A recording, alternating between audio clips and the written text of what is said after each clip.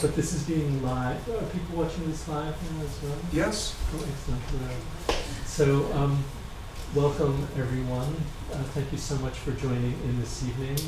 I imagine I recognize some faces from when I was here last week. Welcome. I'm going to give a brief recap of what I spoke about last week. If you were here, and if you were not here at all, that's not a concern. My name is Stephen Schwartzberg. I've known Ben for almost 2 years now, and so thank you, Ben, for helping facilitate this happening. I've been a Buddhist practitioner since about 1997 and 1998. I love teaching meditation, and I've studied Buddhism, and I'm very much in that world. I want to be clear that I'm not presenting myself as a Buddhist scholar.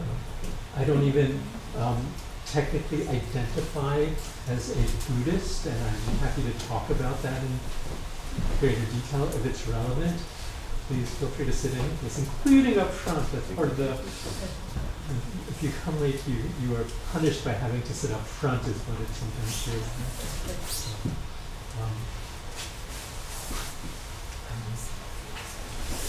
But meditation and Buddhist philosophy is very dear to me, very dear to my heart. So I've really welcomed this opportunity to share some of what I've learned and thought about, and also to, as I learned in these past few days, to really organize impressions that I've had and thoughts that I've had in a way that hopefully is succinct enough that I can communicate them in an effective way. It comes in some Tibetan Buddhist traditions. A typical start of any teaching situation or any exchange of ideas. First of all, in some Tibetan situations, there would be long recitation of a blessing and an invocation and a prayer, and may this all ripen our consciousness and move us forward further down the path. We're not going to start with that. But there is often at the beginning of a gathering, an acknowledgement of our great good fortune of being here. Like to just take a few moments and pause and reflect on the good fortune of being able to be here.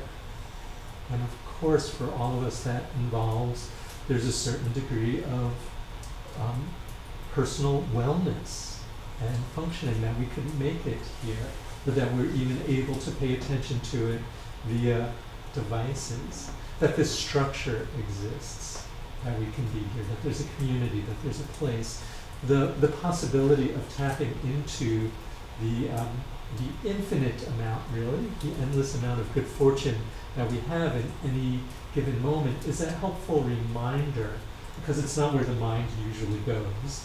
The mind usually goes, my mind usually goes, I think I'm not alone in this, in the things that stand out because they're not working, the things that's not going well. So just to take a moment to acknowledge the great good fortune of all the things that are going well, that allow being here. What I'd like to do is I'm going to recap some of what I spoke about last time, and talk about my thoughts about this 4-week 4-session gathering, which won't be 4 weeks in a row, but every other Sunday night for March and April. Then we'll go into a period of meditation, since part of what I'm hoping to do is both practical mindfulness training and actual mindfulness meditation, as well as presenting an overarching view of Buddhism and what is Buddhism. So tonight, today's night, right? I often teach on Zoom where there's people from different time zones, so not sure of the time zone. And by the way, Sunday night, this is like unusual. I don't know if it's unusual for you, but Sunday night, so like there's a new activity, and I have to like get organized and be functional. It's like it's not something that has been part of a Sunday night for me in a very, very long time. So, and it's a sweet way to spend the time, which would most likely otherwise be spent on the computer. I could lie and say it would be spent in meditation, but that's completely not true. So tonight, what I would like to primarily talk about, in addition to the mindfulness piece, is a telling of the story of the life of the Buddha, who was an actual person who lived at some point a long time ago. We're not sure exactly when. I will speak to that in a few moments, as well as kind of laying the overall map, as well as I can, of the development of Buddhism and different lineages and different schools of Buddhism, because Buddhism, like Christianity, like many major religions, is interpreted and lived in quite different ways by different people.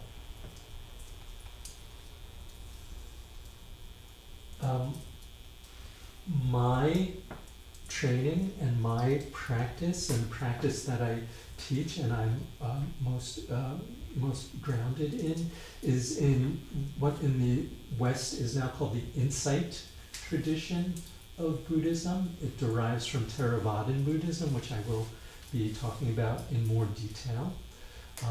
And some of the names of teachers that you may be familiar with from the Insight tradition: Jack Kornfield, Tara Brach, Sharon Salzberg, Sylvia Boorstein, Joseph Goldstein.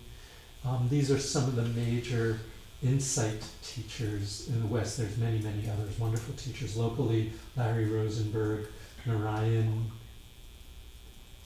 Lieberson, used to be Lieberson Grady, and now it's Narayan Helen Lieberson, and I believe it's Lieberson. I don't remember if there's an R in there. This is also the root, really, of mindfulness practice, and mindfulness, as it has become so popularized and so ubiquitous, really, and so useful in the West. In the meditation teaching and training that I will be sharing is a mindfulness-based approach to meditation. Some of what I mentioned last time is one could hold as an open question: is Buddhism a religion? It's certainly considered one of the world's major religions. There's untold millions, I don't know the number, but many, many millions of adherents across the globe. It's been remarkably robust and adaptive and resilient, in that it's a tradition that has survived probably at least 2,500 years so far. That's a good estimate of how long it's been around, and has been quite well adapted into many different cultures and many different situations and different geographies. And yet it's a religion that has no creation myth. It's a religion that is as much as easily considered a worldview, a philosophy, a psychology in modern perspectives, a way of living, as it is a religion. In the East, where Hinduism and Buddhism and Jainism and in the Indian subcontinent, where many of these yoga, where many of these like amazing human systems were formed starting several thousand years ago, there is no word for religion. There is no word for religion. So Buddhism would have been considered a marga, a path. And marga is literally a path, as in street, avenue, road, path. So you'll see street names that are something marga in India. As we look a little more closely, you can see that Buddhism is, for many people, also just a religion, or not just a religion, but functions in a religious way, not just in a philosophical way also. And the Buddha's teachings were explicitly about suffering and the alleviation of suffering. So at least the oldest texts, and which I will also refer to, the Pali Canon, what's called the Pali Canon, the Buddha says several times, this is what I'm about. This is what I'm about. I'm about, there's suffering in the world, there is a way out of suffering, and this is the way that I have found, and I offer out of suffering. So it wasn't a worldview, or it wasn't a teaching that was an answer to everything. It wasn't a theoretical or cosmological system that explains everything. And especially, there's no creation myth. There's no why are we here? What is this? That's not addressed at all.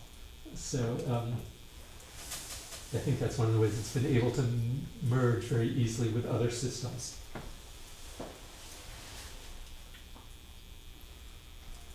Okay, so I think that's it for the recap. That's enough of the recap. I'll probably say some more of the recap as we continue.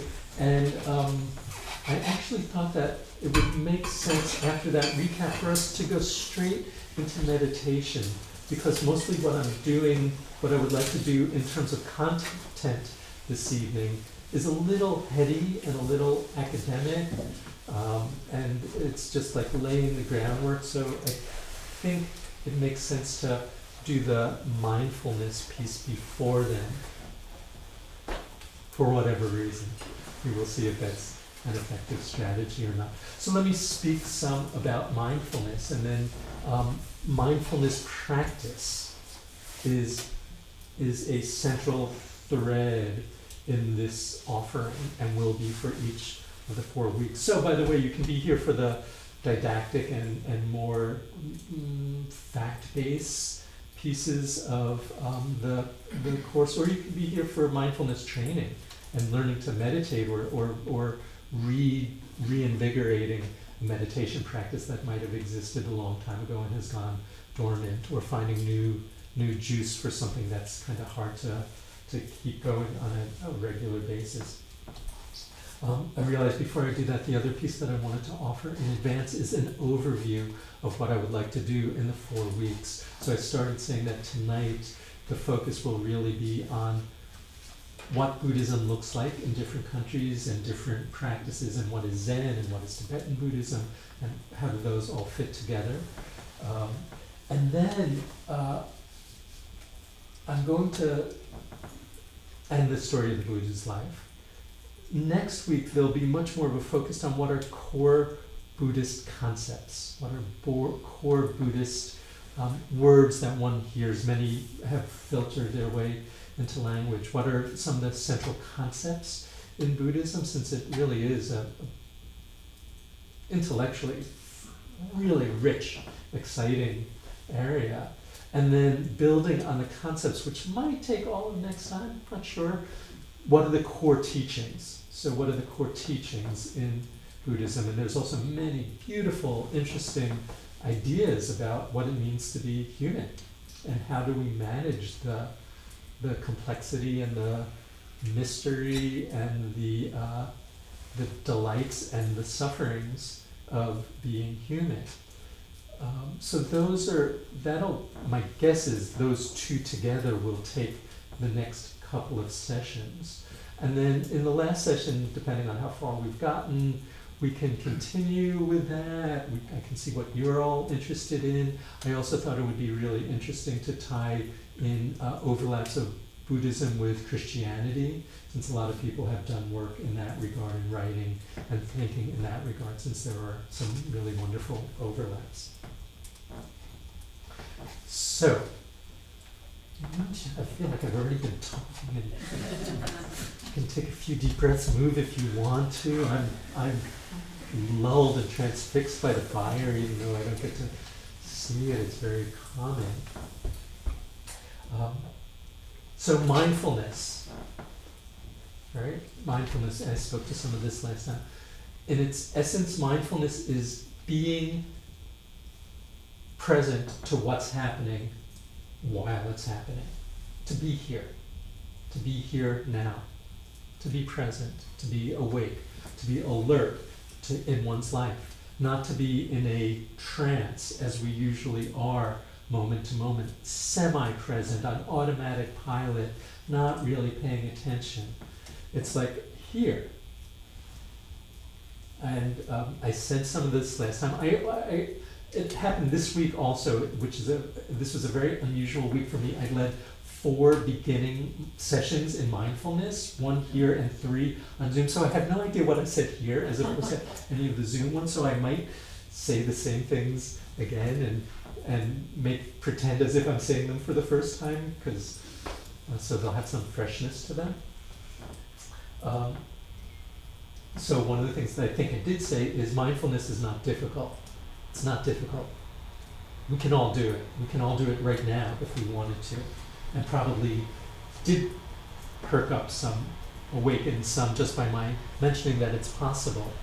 And we can do it for about 20 seconds, 15 seconds, 30 seconds, here, here, here, and then you start thinking, that's really good, look how well I'm doing. Wow, I never thought I could, isn't this great? Last time I did it, it wasn't so, last time I did, my life was a mess of that. Whatever, we're gone. Whatever it is, we're gone. Or I'm here, but, the air conditioning, the heat just kicked on. The sound, it's kind of intriguing. No, the sound's not bad, but I'm a little warm. Is it warm in here, or is it just, we're gone. Wherever it is, the slightest thing, we're gone. And so in some ways, mindfulness training is not only about being here, but with gentle persistence, it's staying. Over and over and over, we're teaching ourselves to stay. Here. Now. So thoughts come up with incredible seductivity. Is that a word? Seductivity? Seductiveness? Seduction, whatever it is, they're seductive. Thoughts will just, it's like the thought, it's so automatic with so many of them. They'll think me. They don't even have to say think me, because just by the dint of them, they pull you. Or body sensations, or emotions, anxiety, worry, fear, delight, sorrow, rage, irritability, and it's like, and we get pulled over. So what would it be like just to practice here? And practice is is a beautiful word. Practice is really the key to it. Is just practice training the mind, training the heart mind, as it's often referred to in Buddhism, training the heart mind to stay. And part of the training the heart mind to stay is not getting hooked, not getting entangled, and not getting seduced or pulled in by the things that we usually do automatically. Don't judge yourself for doing it. It's not your fault. It's what the human mind does. It's what the mind does without training.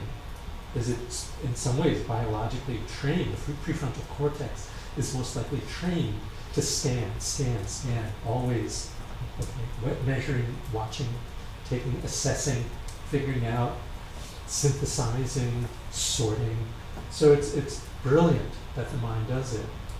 It can also lead us into suffering and unconsciousness, sleepwalking through our lives. So in essence, what mindfulness training is we're just practicing being here.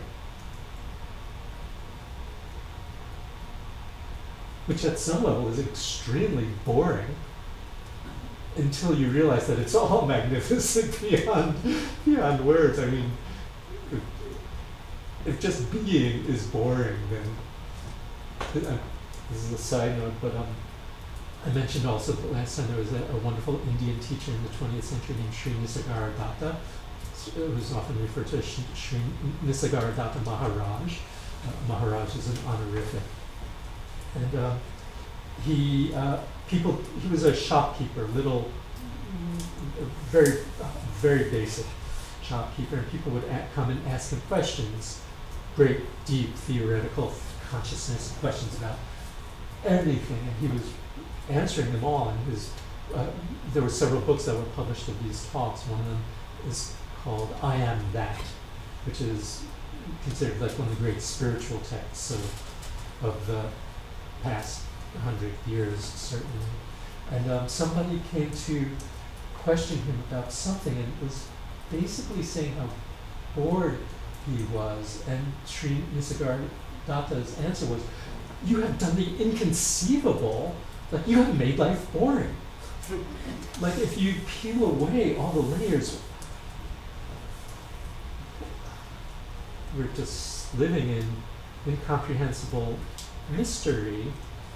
And I would argue, this is Schwartzberg, this is not, when it's not suffering, it's pretty magnificent. When suffering is there, when pain is there, it's hard.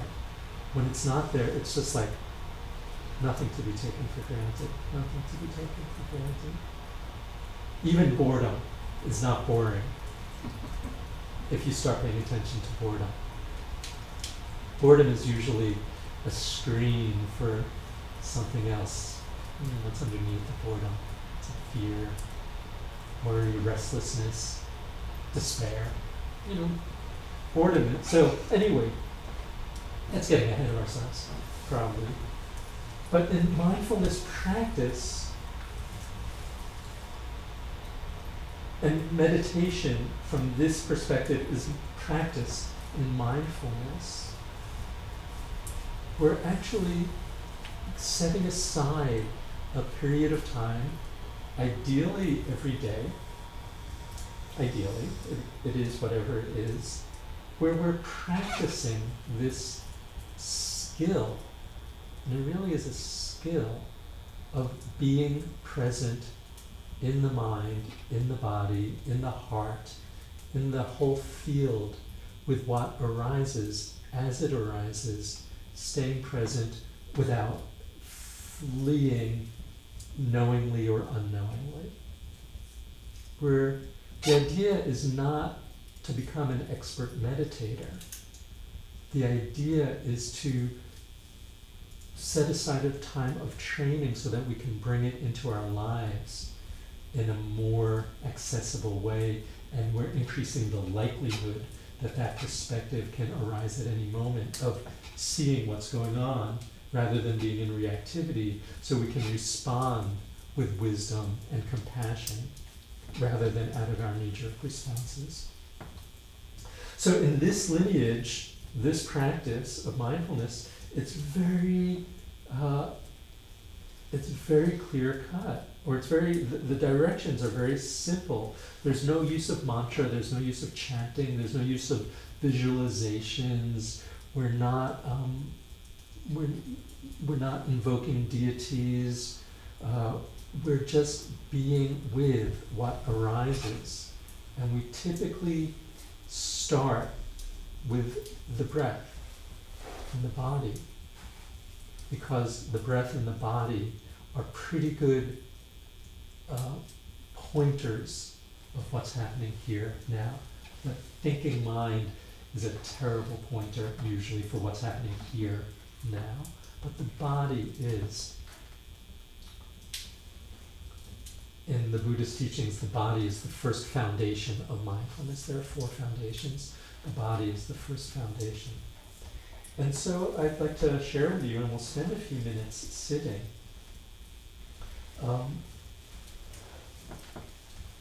So, recapping what I might have already said last time, is we want a balance of alertness and relaxation in the body.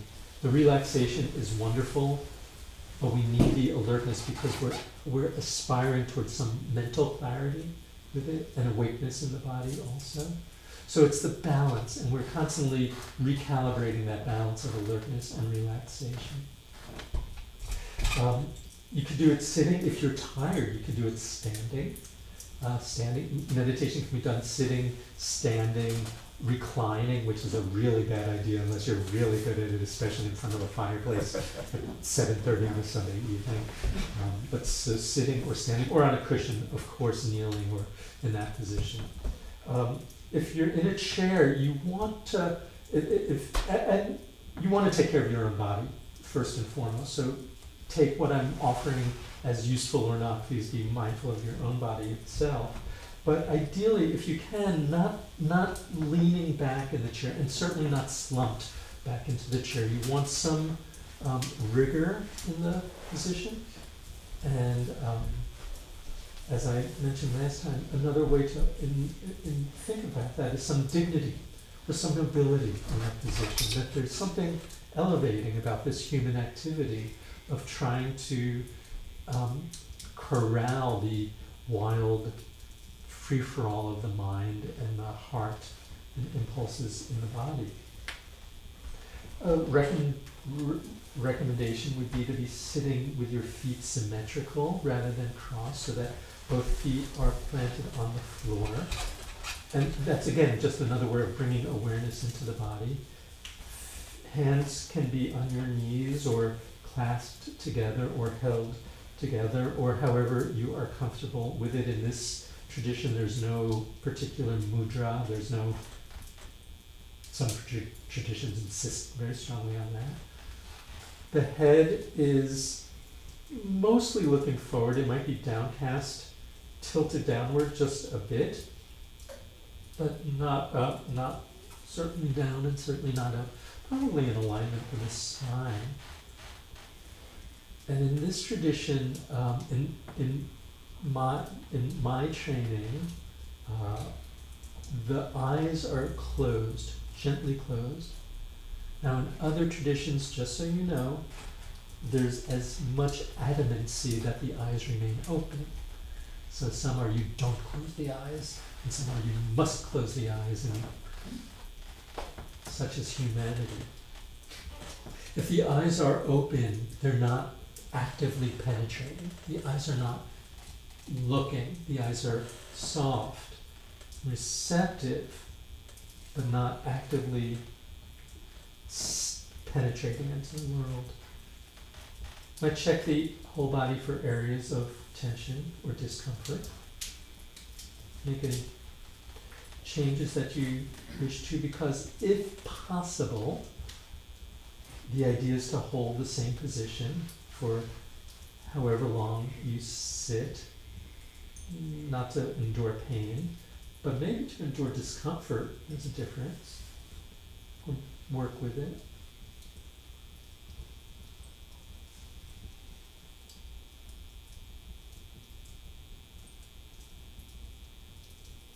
And we allow the attention to gather around what's arising in the sense field in these moments.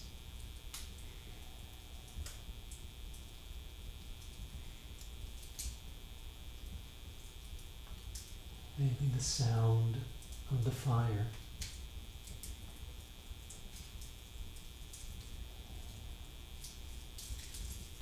It may be the sound of my voice.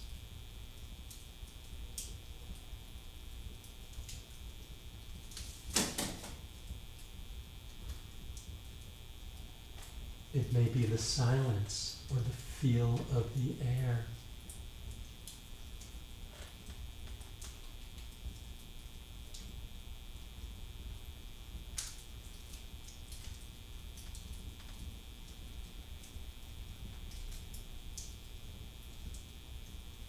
It may be, and this is a beautiful meditation instruction, it may be sitting and knowing that you're sitting.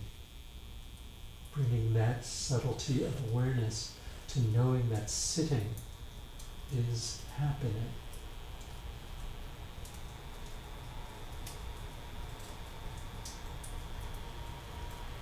Thoughts will not stop. Please do not do any kind of number on yourself at all if the thoughts are still there. That is most expected. But in the realm of thought, we're kind of letting them fade as if they're somewhat happening in the next room. Children are playing there, we know they're safe, they're okay. So we don't have to be so attuned. And we bring the awareness to the breath itself.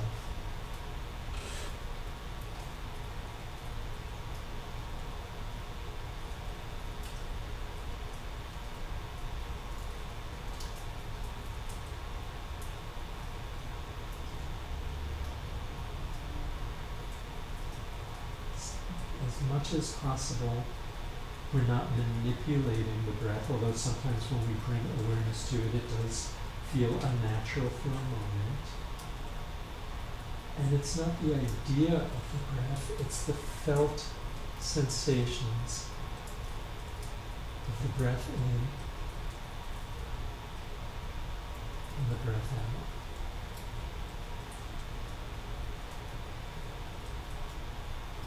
And the pauses in between, at whatever rhythm you are at.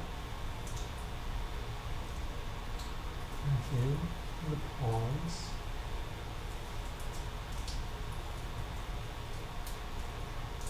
Breath out, and pause.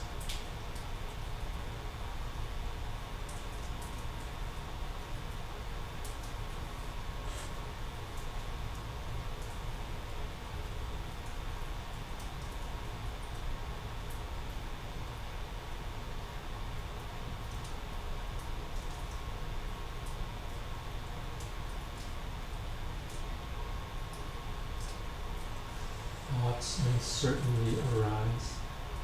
Body sensations may certainly arise. As much as possible, gently acknowledging they are there, but with persistence, gentle persistence,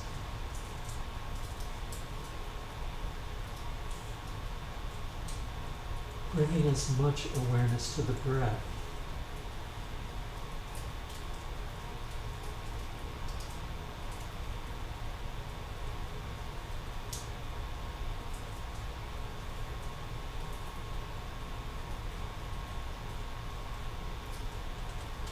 Let's practice this for a few more minutes.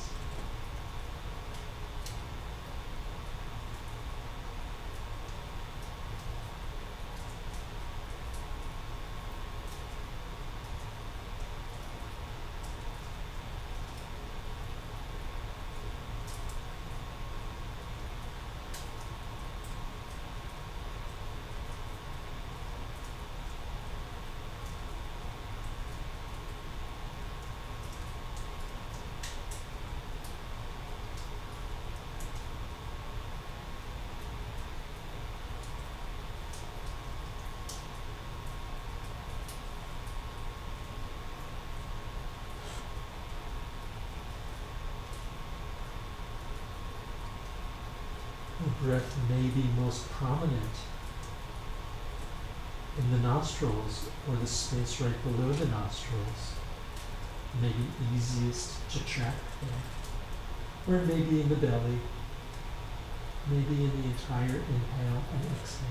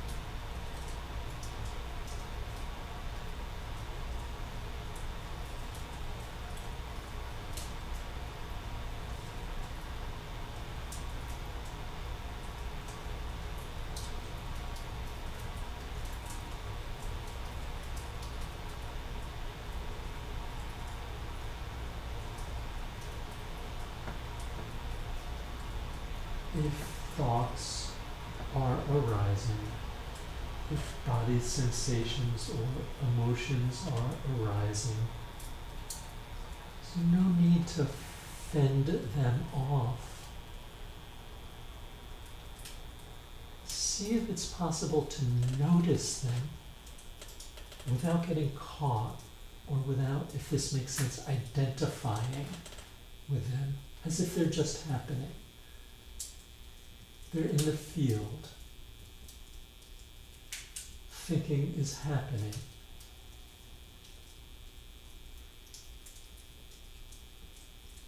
Anxiety is happening.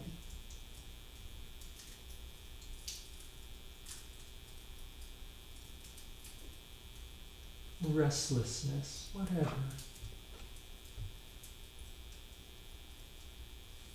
You might make a light mental note. Thinking.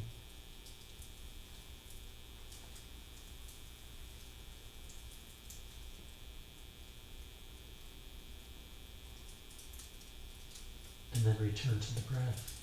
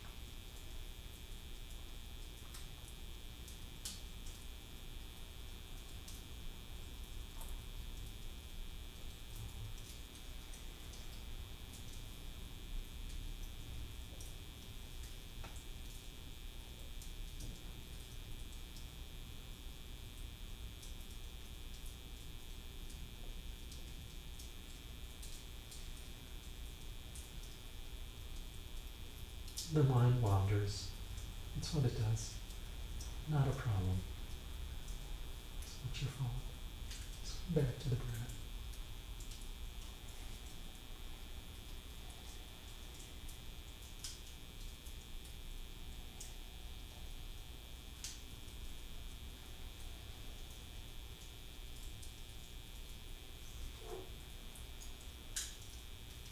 In a minute or so, I will end this by ringing a chime. When I ring the chime, you can bring the same kind of attention to the sound of the bell.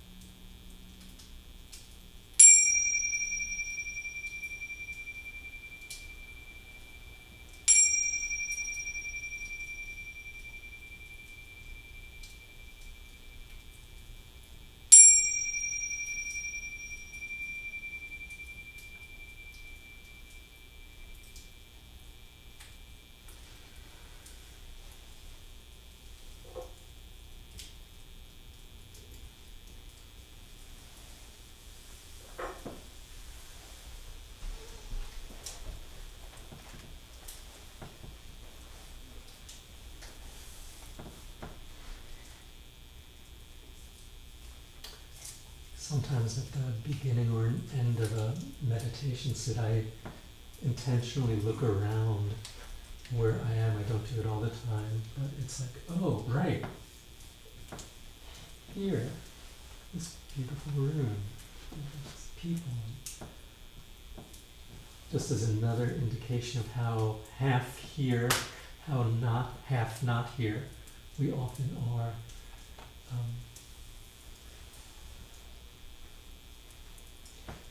Be interested in just a few comments. How was that for you? Any reports about what that felt like, or curiosities or questions? Any feedback from that sit, which was, maybe 10 minutes from beginning to end? Well, I found the first 20 seconds easy, and then it was hard. Yes. Yes. Right. I think I mentioned last time. So I said that it's really, really simple, and it is so not easy. Like the instruction, the core instruction is simple. Be here, pay attention to what's happening. It can take a lifetime to master. It can take a lifetime to master. Bow down in honor of the busyness and the fullness and the complexity of the thinking mind and the body too. Yeah. It's training. So many of us here have done this together in a circle for so long Nice.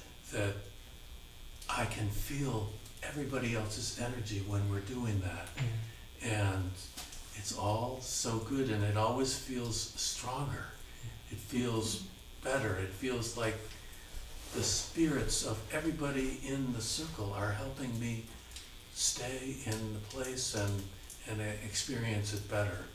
And it's really sweet as a group to get that. I think one day there will actually be a science of that, the way that we are affecting one another when we're together. Like many of us can feel it, and it can sound a little woo-woo, but in fact I think that this will, right now it's just pre-science, we just don't have the measurements for it yet, but it feels like there is a real phenomenon of how we affect one another at levels that we don't yet know beyond words.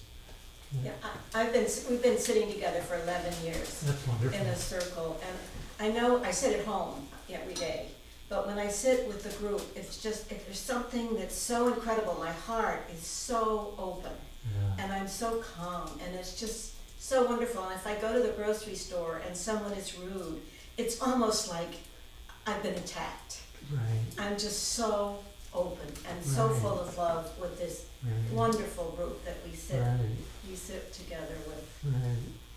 Which gives you some insight also into why we typically don't keep our heart so wide open.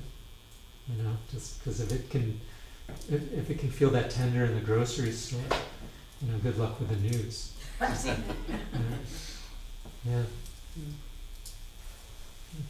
Another thought or two before I move on?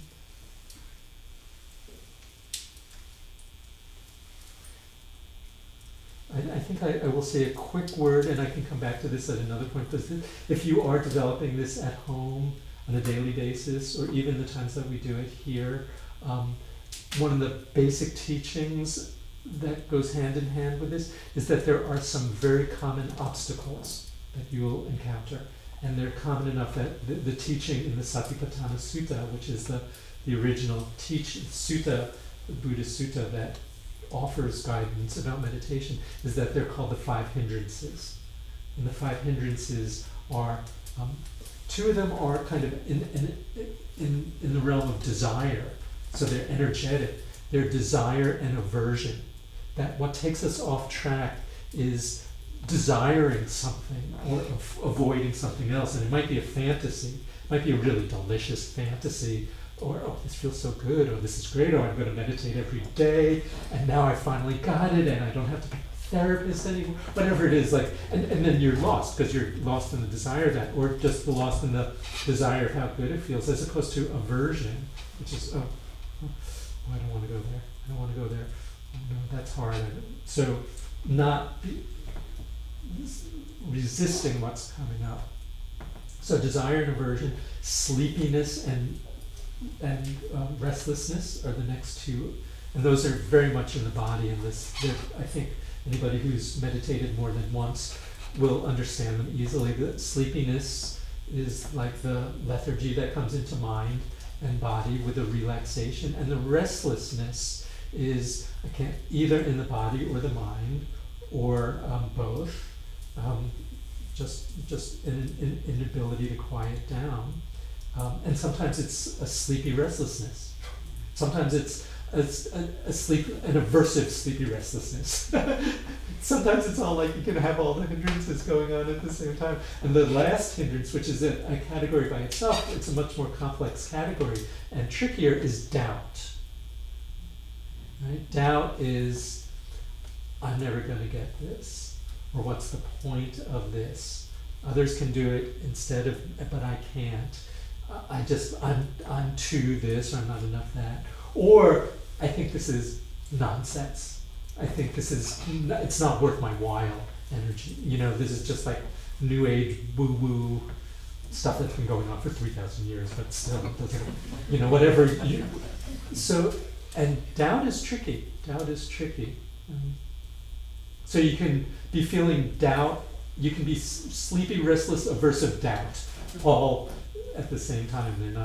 Don't have to be separate categories. Steve, one thing that when I meditate, and I've noticed this as long as I've been doing it, and I've been doing it for about 30 years, but as soon as I judge, it's all over. Yeah. You're sitting there and you're thinking, oh, this is the most wonderful. Yeah. And then all of a sudden you've judged and the whole thing falls apart. Or if you say, oh, this is just not coming, and then that it just really goes. So you do have to learn to sit without judgment and just being there. And I would just amplify that, so that I want to broaden it a little. So this is, if you take away one thing from me this evening, is you cannot control what comes up inside of you spontaneously. Period. You cannot control what comes up inside of you spontaneously. So if judgment comes up, the only hope is noticing it and not feeding it, or not quenching against it. That's the tricky thing. We cannot control what we think, ever. We cannot control what thoughts arise spontaneously. One teacher, Gil Fronsdal, a wonderful teacher on the West Coast who I worked with years ago, I think this was his language, distinguished thinking from thoughting. Okay, so that there's two different things that happen now. One are the thoughts that just spontaneously arise. The mind generates thoughts, and the mind will think anything. Did I say it? The mind will think anything. The mind is shameless, the mind is filthy, the mind is mean, like, like, oh my. The mind will just generate thoughts. And the challenge and the teaching and the freedom, the relief from suffering, the release from suffering is it's just a thought. I don't have to, if I'm just holding spaciousness around it, then it doesn't have to, so the judging will come up. We judge, period. I don't know why. I don't know if anyone knows why. We do. Evolutionary psychologists try to put an evolutionary spin on it. Not all that convinced, to be honest, but it might be true.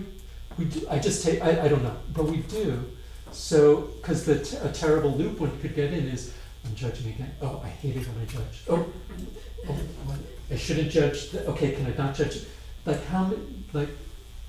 We don't want to feed the judgments, and we don't want to judge ourselves for having judgments too. So it's a great, beautiful observation. Is as soon as it lodges, then we're off track, and then we come back to the breath. Ideally, you come back to the breath. This is the now. This is now. This is now. Now. Okay. I have so much prepared. So I'm going to try to speak a little. The Buddha was an actual person. The dates of his birth are unclear. Most scholars put it in the 5th or 6th century BC. Some sources put it several hundred years earlier than that. Doesn't seem very reliable. Some make it a little later than that. The best evidence is that he lived a few hundred years before there was an emperor named Ashoka in the sub-Indian continent. And Ashoka, we know roughly when Ashoka lived and ruled because we can tie it, I don't have anything to do with this. Wikipedia and other scholars tie it in with Greco-Roman history and other things that are going on in the world.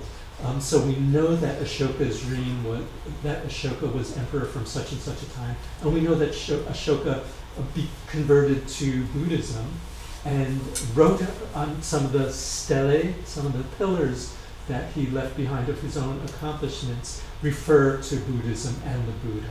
So we know that it was before then, and there's speculation about how long before then, and other convergent pieces of historical data suggest that it was 500 to 600 years BC. And that there was an actual person. It seems pretty reliable that there was an actual person named Siddhartha Gautama, who was born, and that's all we know, actually. And we know that he taught, and that he was a charismatic and gifted teacher who took his teachings and went around and got many, many people involved in that.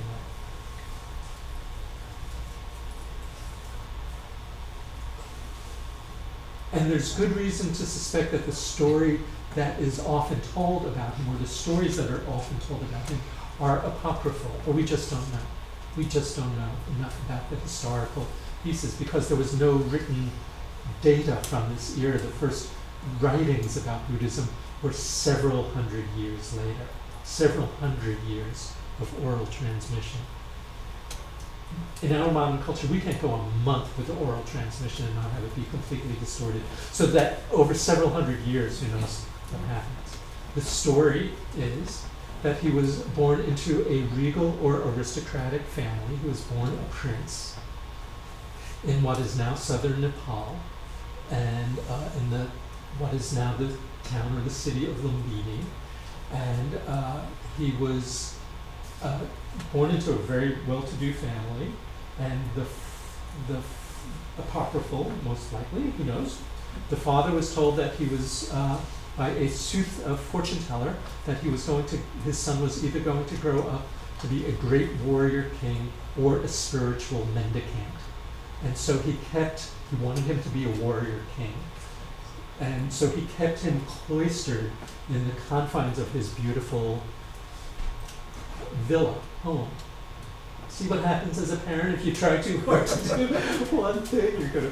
So he was cloistered by his late 20s. He was married, had one child, had an itching to see what else was going on in the world, and snuck out of the palace and was met in his, cloaked himself and went out and was met in his journey in the one night out of the palace by what had become known as the four heavenly messengers. The four heavenly messengers were an exceedingly old person, a ill person, a corpse, and a spiritual mendicant, a monk. There were no monks, a spiritual ascetic, an ascetic wanderer. Now, one is supposed to believe in the story that he had no idea that there were old people, and that we became old, and that illness was unavoidable, and that death was unavoidable. For this story to work, he was absolutely protected from all those things. Nonetheless, as the teaching goes, he was so shaken by all of that he left his life, left the palace, left his wife and child, I think in good care, with the family that was behind, and became an ascetic spiritual person. The spiritual practices of the day in southern India tended to be very ascetic practices. Very rigorous, very self-mortification, fasting, really harsh on the body. Coinciding, by the way, with what seemed to have been really incredibly fascinating conversations and dialogues about the nature of life, the nature of consciousness, the nature of, is there a rebirth? Is life just one time? Is there like very, very rich intellectual, spiritual, what we would call spiritual conversations. Hinduism was not yet formed. There were Vedic traditions. There were mostly bands, isolated teachers. And he went from one to the next and mastered the various meditation techniques, mastered the teachers were inviting him to teach as it goes along. But he was not satisfied that he was not finding the end of suffering. He was not finding the end of suffering in his deep questions about life. And he was on an extremely ascetic path to the point where he was near starvation. And again, as the story goes, one young woman in whatever town he was in came to him with a bowl of rice and I think some milk porridge to eat. And he realized that the extreme ascetic path was folly. And so he sat down and started formulating what ended up becoming one of the central ideas in Buddhism, which was not yet called Buddhism, which is the middle way. Finding the middle way. Over and over, finding the middle way between the extremes of asceticism and the extremes of sensual sense pleasure indulgence. Over and over, finding the middle way. And in the course of one night, after all this practice, he awoke. And awakening meant seeing things as they really are. Seeing into the heart of the truth of human existence. Seeing what caused suffering. Seeing what caused hardship.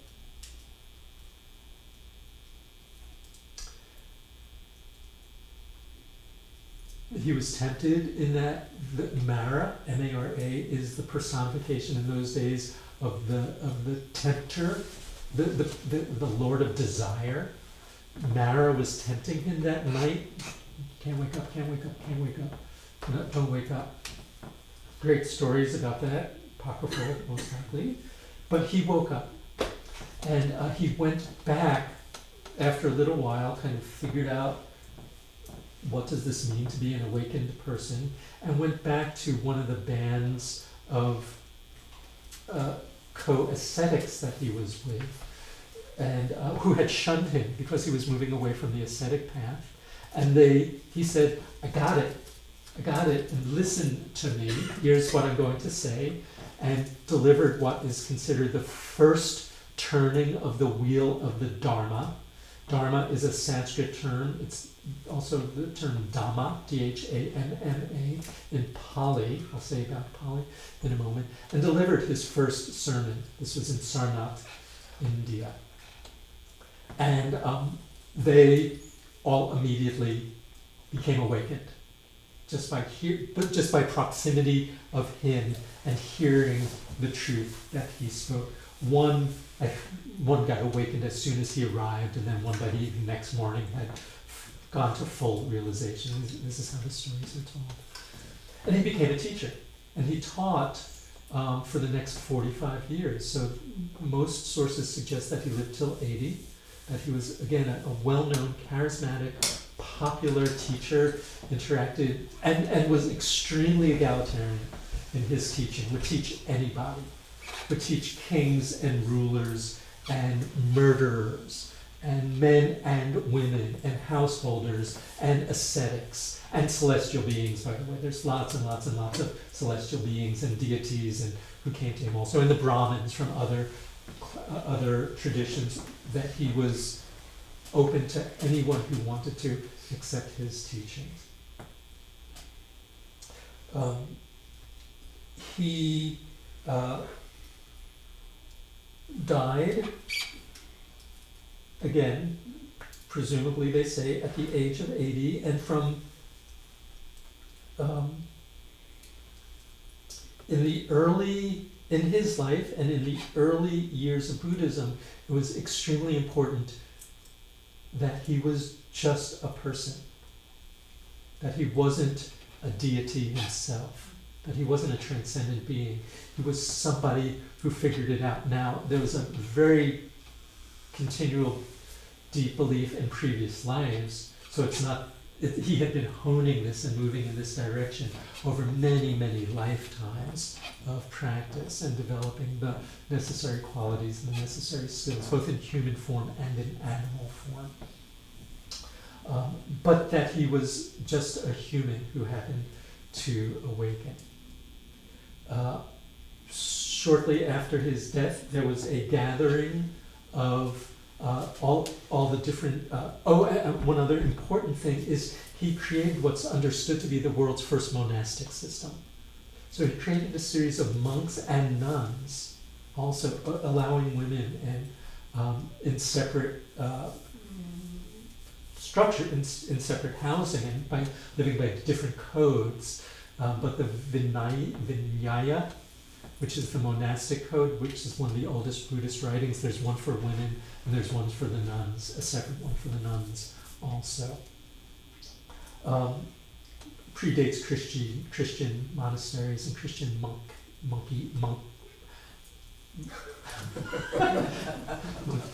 monk business, as the Marx Brothers almost said, by several hundreds of years. So after he died, there was a gathering of all his immediate disciples from all over to solidify the stories, the oral tradition. It was an oral tradition for another several hundred years, at least several hundred years, maybe longer depending on when he lived, maybe a little shorter. And then that lasted for however so long it lasted, and then there is record at least of one big schism. So it's called the first schism, and there might have been more than one schism. There might have been one or two or three schisms where different, this is over the course of decades, if not longer, where different monastic communities started interpreting the teachings differently, with a different spin.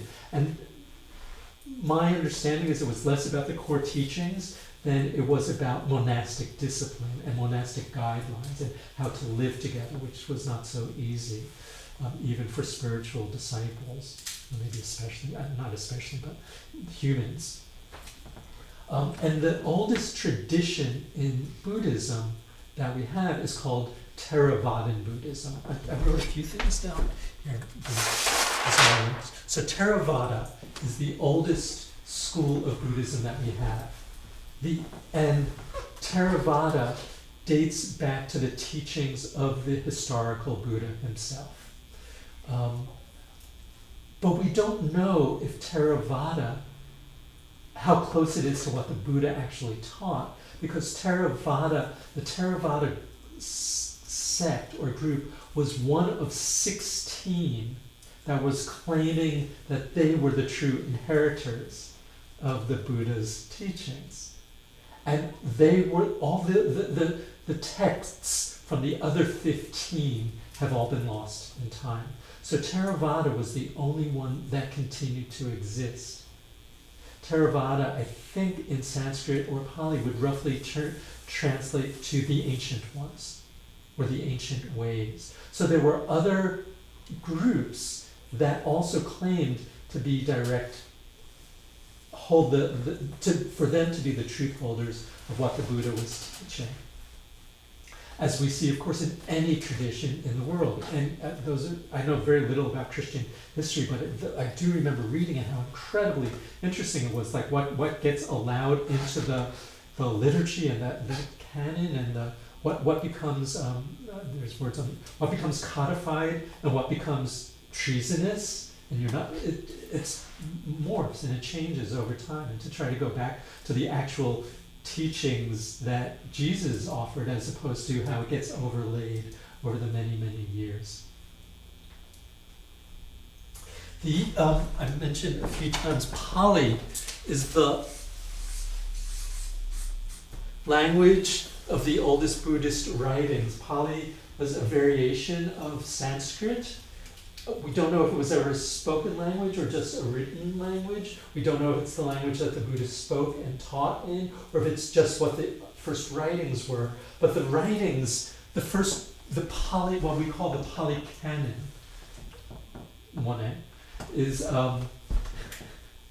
dates about the first century, I think first century before BC, written in Sri Lanka, where they wrote down the Buddha's main teachings, the suttas. or sutras in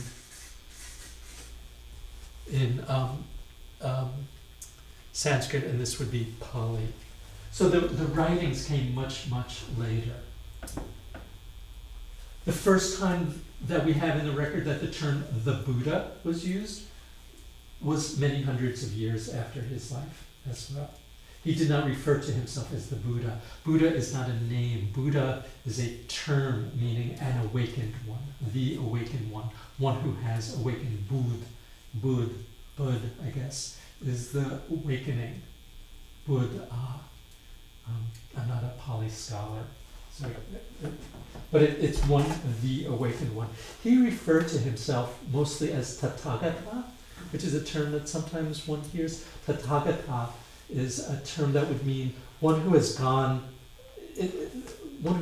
beyond, or one who is thus gone, one has gone not to return. The first Buddhist images were also from around the 1st century. I think I'll say 1st century after the birth of Jesus. And what's relevant is it went hundreds and hundreds of years before there were any Buddhist images. Now in the Pali Canon, the teachings are, and it might be indeed in the suttas someplace, that he said, I don't want images of me. This is not about me. This is about the Dharma. The Dharma is, again, Dharma is the Sanskrit term. Dhamma is the Pali term. This is the law. This is the way. This is the truth. This is how things work. Dharma is sometimes interpreted as nature, sometimes as the way, the word, the truth, how things are. Ironic that images of the Buddha are probably among the most recognizable images in the entire planet. And yet his teachings were that he didn't want to be made, that it wasn't about him. Major change starts happening slowly, let's say around 100 BC to 100 AD. And that's what came to be known. So Theravada is still the oldest school. Theravada is where the insight lineage is derived from. It's the Buddhism that's practiced in Sri Lanka and Thailand and Myanmar. We had a Buddhist Theravada monk from Thailand come to our Sangha several times. Oh, lovely. And he was just absolutely wonderful. Yeah. So many of us do know, some of that tradition. Oh, that's great. Yeah. And all the the Western teachers who I mentioned before all come from that tradition also. And they, again, the texts are considered to be original texts, or to go back as the oldest known texts that are these Buddhist texts. Before I get to Mahayana, let me say that within the Theravada tradition, there are disagreements and there are different perspectives on practice, but they're not enormous. The Theravada tradition is pretty unified. There's different flavors that developed in different places. So in Thailand, they developed a very robust, what's called the Thai forest tradition, which is spending a lot of time in nature, and the monasteries are in nature, or you go out on alone and learn from nature. In Burma, Myanmar, fairly recently, I think in the last few hundred years, is when a lot of the way that meditation is taught now and practiced now developed in Burma in the Mahayasi tradition through some very influential teachers in Burma. And in Burma also, as we will see happen throughout the world in different places, Buddhism also mixed with what was already going on culturally and religiously, or in these different spiritual pathways. So in Burma, there was what was called Nat, N-A-T, Nat worship. And Nats were spirits that, icons were made of all quite human looking, and some of them very disturbing. But there was the worship in the Burma area focused a lot on knots, and that kind of got integrated some with Buddhism. Not so much in the scriptures, but in how people practiced it. But around, let's say, a period starting around 100 years before Christ to 150 years after Christ, things were starting to percolate. Things were starting to percolate differently. And that gave rise to what is called Mahayana Buddhism. So it wasn't called Mahayana Buddhism at the time. It took hundreds and hundreds of years for it to coalesce into what became understood as a tradition and what became self-referential as a tradition. Mahayana means greater vehicle. The greater vehicle. And in essence, nobody knows exactly how it started or where, whether it was organic from the roots up, or it was by teachers, or where it started, or many different things at once. But what started emerging was the original Buddhist texts were not enough. And that people started having new ideas or new concepts that they thought were really crucial and important to this, most of which were embedded, or I don't want to say embedded, most of which were at least referenced in the Pali Canon without exposition and without great explanation. And they started introducing new ideas. And among the ideas that started gaining hold was the idea of the concept of the bodhisattva, a bodhisattva. So a bodhisattva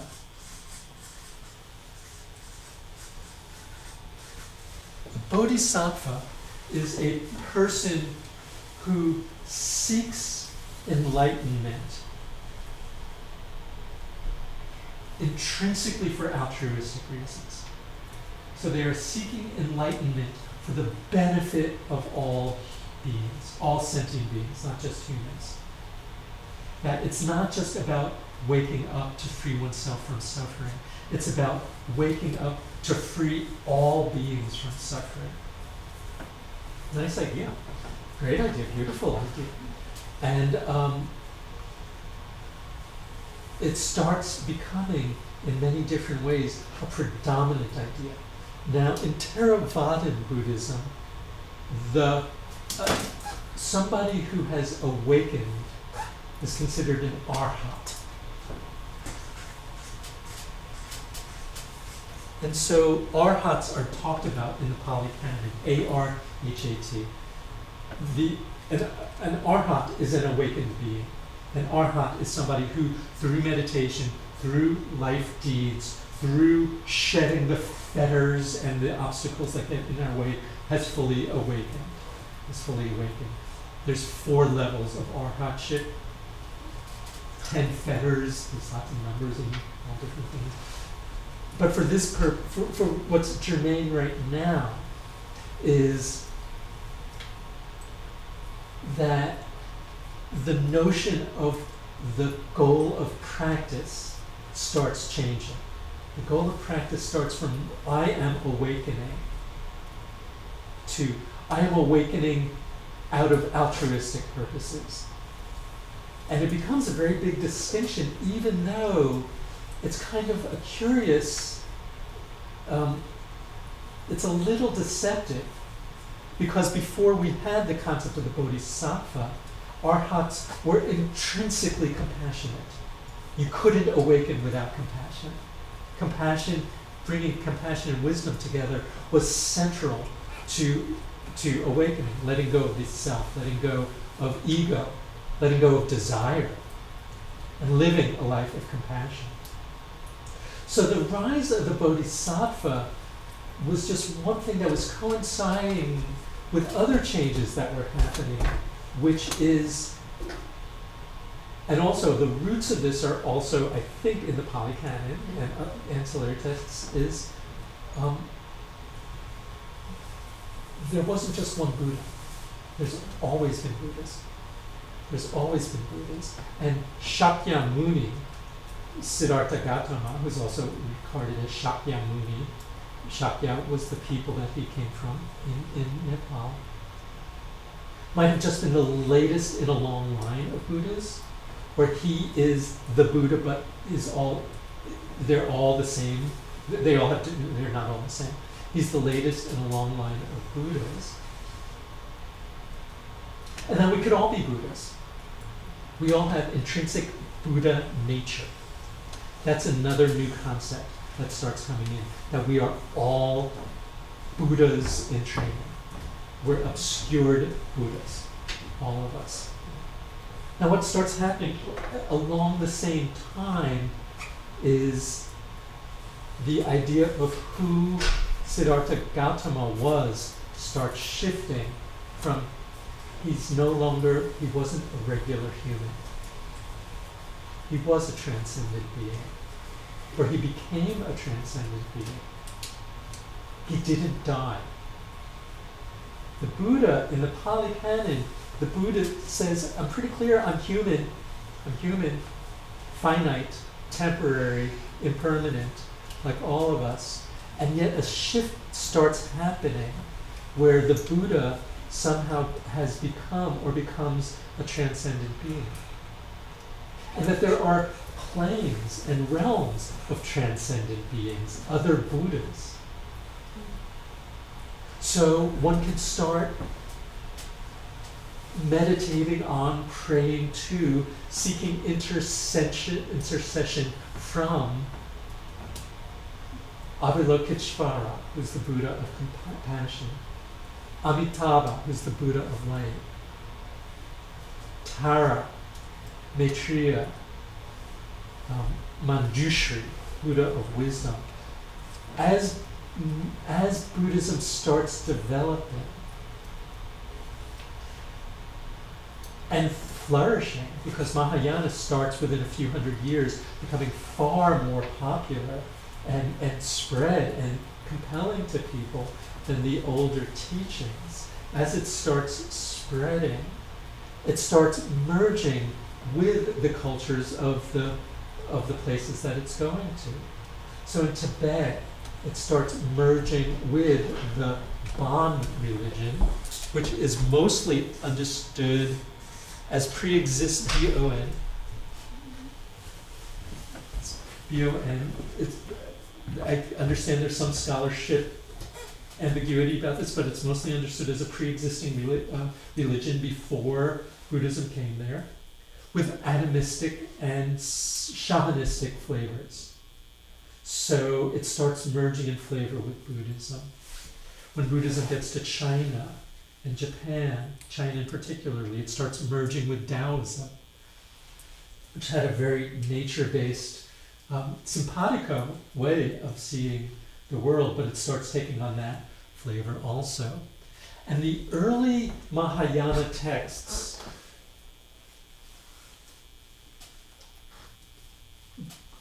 two things that are relevant about the early Mahayana texts.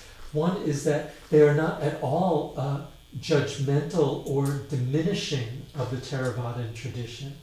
So they're respectful of it, but they have to do all this kind of mental legerdemain, I think is the word, like magic tricks, to try to say that it really fits into Buddhism. So that there's things that, so they start saying, some different texts say things like, oh yeah, no, the Buddha was like enlightened and awakened and perfect and got it completely right. But there were things that he knew that humanity was not yet ready to hear. So he wasn't teaching them yet. And he was just, because they weren't ready. We're ready now, so we can do this. Or that the Buddha didn't die, as I just mentioned. The Buddha still exists in a different plane. He is accessible through deep meditation and envisioning. I can get in touch with the Buddha. And the Buddha is telling me that what he really wants to say is that the Bodhisattva model is that their contact with the right Buddha, or that the Buddha had a secret cadre of teachings that were kept hidden during his lifetime, that there was that there was a secret society that nobody knew about, of people who were learning these teachings, again, because humanity wasn't ready to hear them. So it just... And here we are.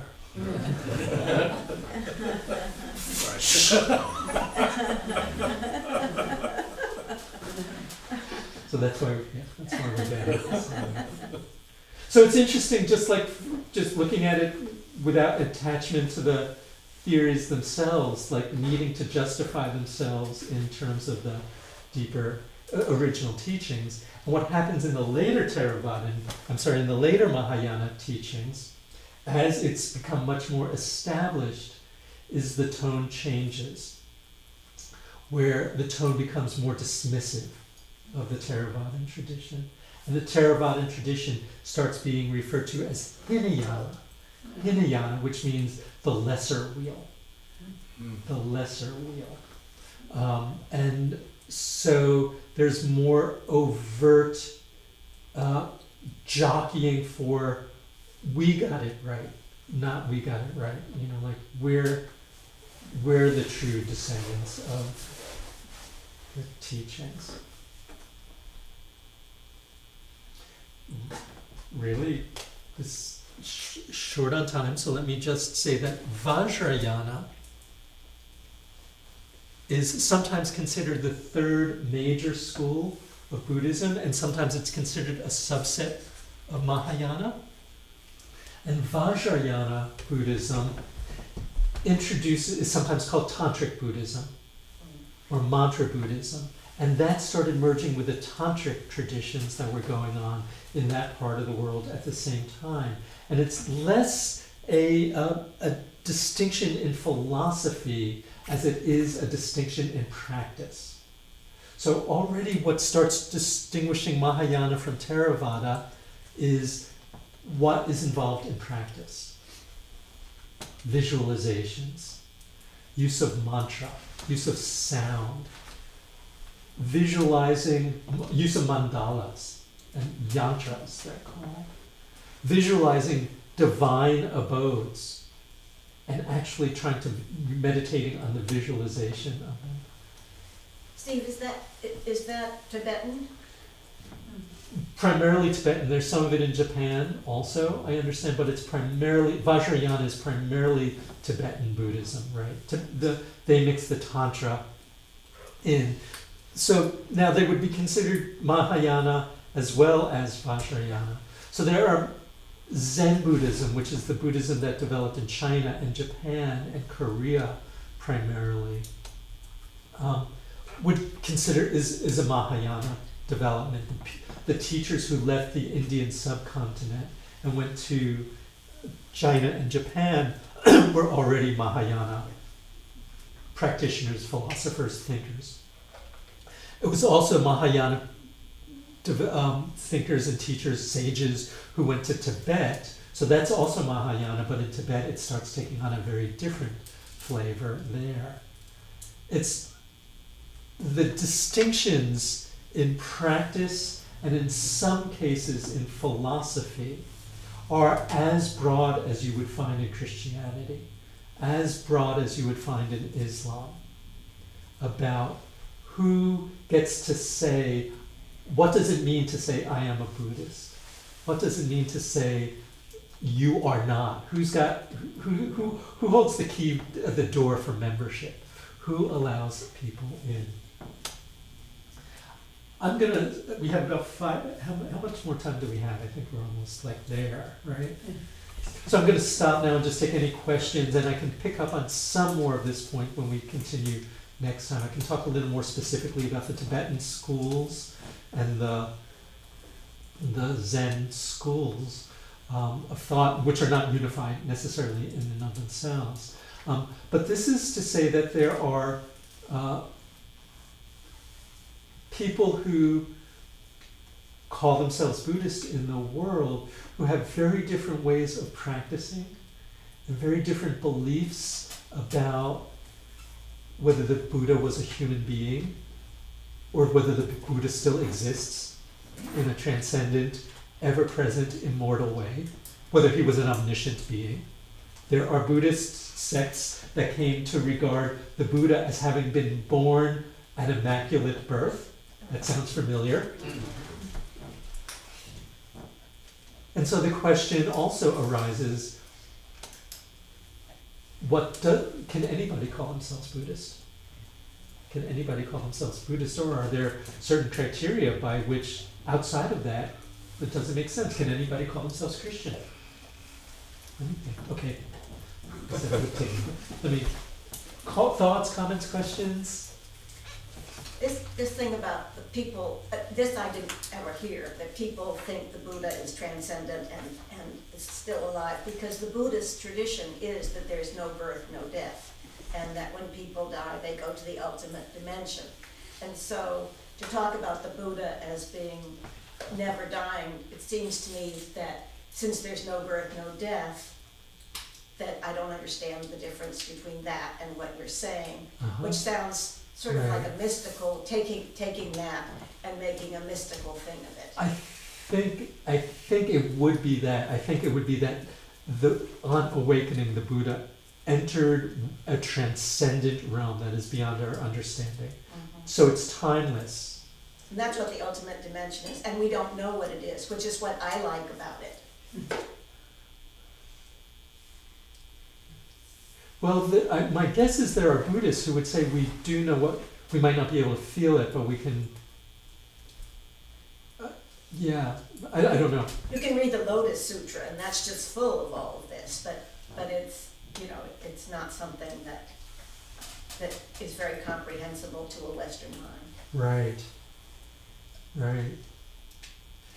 One of the things that I can try to touch on next time is in the Tibetan traditions, it's a very helpful model is that there's ultimate reality and there is relative reality. Yes. Historical dimension and ultimate. Yeah, and I've heard it spoken as relative. So like, whatever all of this is, and there's very good reason to think even scientifically then what this is not what it looks like. It doesn't matter. That's ultimate reality, and that's the wisdom path. And at the same time, we're here, and they're suffering, and we don't know what this is, but they're suffering in it. So what do we do to alleviate suffering? That's wisdom. That's the path of the compassion path. But I think rather than saying the Buddha is still alive, if I could be more precise with my language, it's that there's a transcendent plane that has full access to not only Shakyamuni, but to the Buddha of compassion and the Buddha of medicine and the future Buddha, Maitreya, who's not yet born, but they exist in a time outside, beyond the scope of time. Yeah. Thank you. Other thoughts or questions or curiosities? I'd like to hear about how Hindus relate to Buddhists. I mean, can you be a Hindu and a Buddhist? I'm so glad you asked that question because it's one of the things that's in my notes that I didn't get. So Hinduism is another, now I'm drawing lines between these things, but in daily practice for most people, it's like whatever. Most people are not scholars about it. They just do their practice. And Buddhism started dying out on the Indian subcontinent as it went to other countries. But Buddhism, before it died out, was prevalent enough in mixing with the nascent Hindu religion, which before it was Hinduism was the Vedic traditions. So the Hindus just came up with a fabulous answer to that, which is that it's obvious that the Buddha is an incarnation of Vishnu. So Buddha is considered the ninth incarnation of Vishnu. And of course he was a transcendent, wonderful, magnificent, enlightened being because he's our God. So that's how Hinduism, that's at least one way that I know of, that Hinduism and Buddhism seem to, the syncretic forces there, the merging of the different belief systems came together there. There might be others that I don't know about. My guess is there are, but yeah, no, we're going to make Buddha a god, and he's always been a god, and he just took this human form for that particular reason.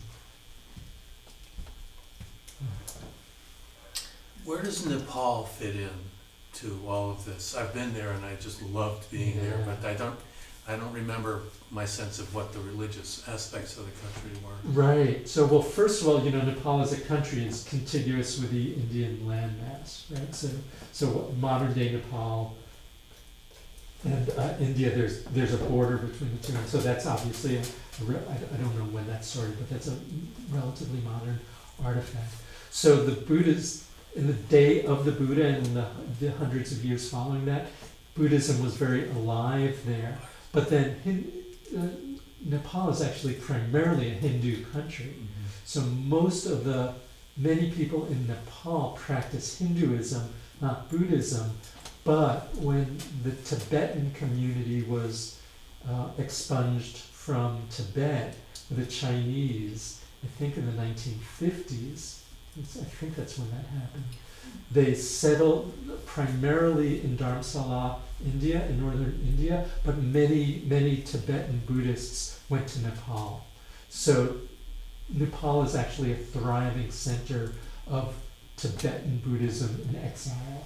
So outside of Kathmandu, outside of Pokhara, and other places in Nepal, there are really, really active Tibetan Buddhist communities.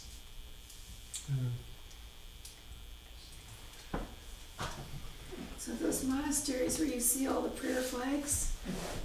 That would be a Tibetan tradition.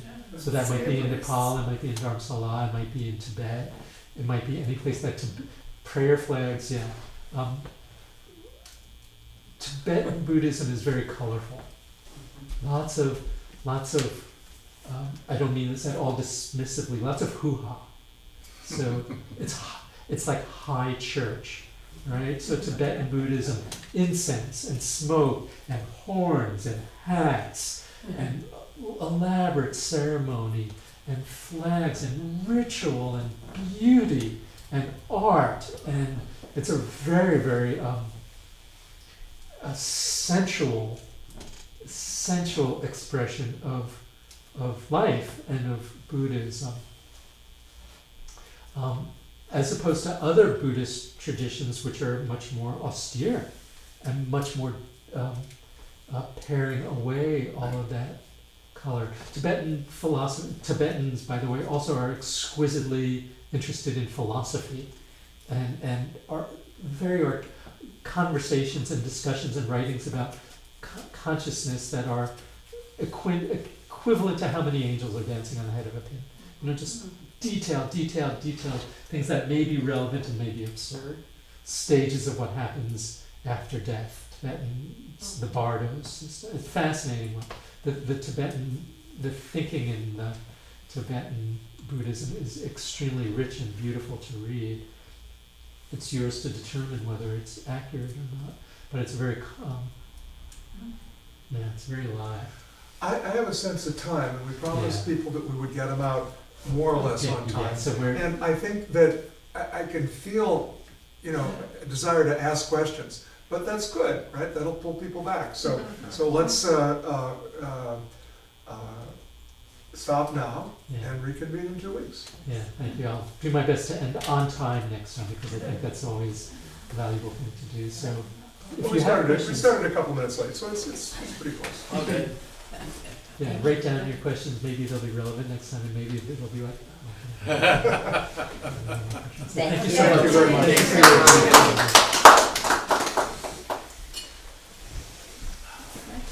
I love the line. I was just lying there for a while and said, "Oh no, I'm not done." Hey, I still in the chair today.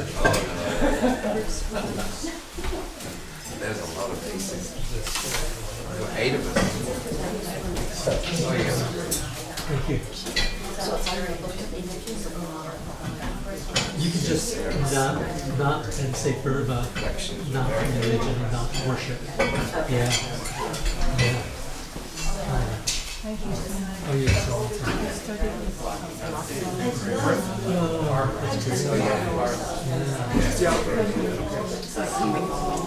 I mean, I don't know all this. It's just, and I do keep them clean. I also have a child at the school, and then she turns 18, so